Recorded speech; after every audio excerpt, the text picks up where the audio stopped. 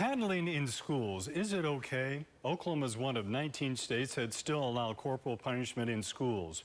Channel 8's Maureen Wurtz heads to Inola, where folks there argue it's one way to keep kids in line. That's tonight's Channel 8 Close-Up.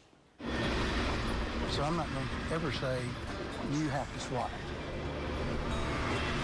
Old school is a way of life in Inola, Oklahoma. At Pops and Gigi's Cafe near the railroad tracks, the burgers may be the best in this part of the state. Grilled onions?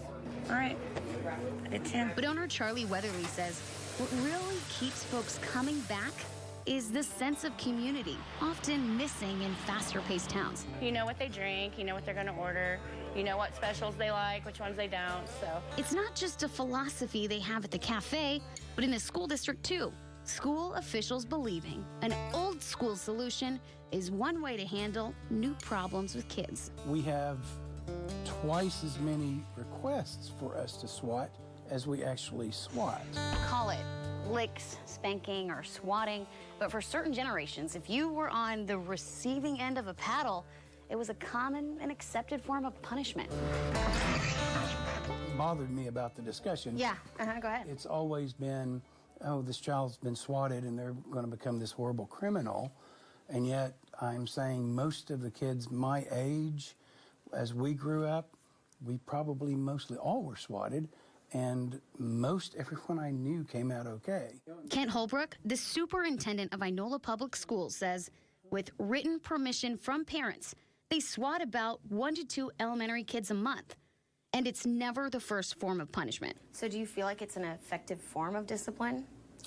And again, as long as it's used right, as long as it's used sparingly. Holbrook says he's got his administrators back. And that's where I get back to rural versus urban. It's a whole different dynamic, I think. And so does the police chief in town. It surprised me. When Chief Brad Craig published an article in support of paddling, he says the feedback he got in town was good, but elsewhere, not so much. If you don't have a good learning environment, a disciplined environment, you're not going to learn. They talk about how low our school scores are. Does anybody ever think that might be part of the problem? We're a leader in so many of these things, and maybe that's because of a cycle of behavior that reinforces these things. State Representative John Waldron taught in Tulsa schools before turning to politics.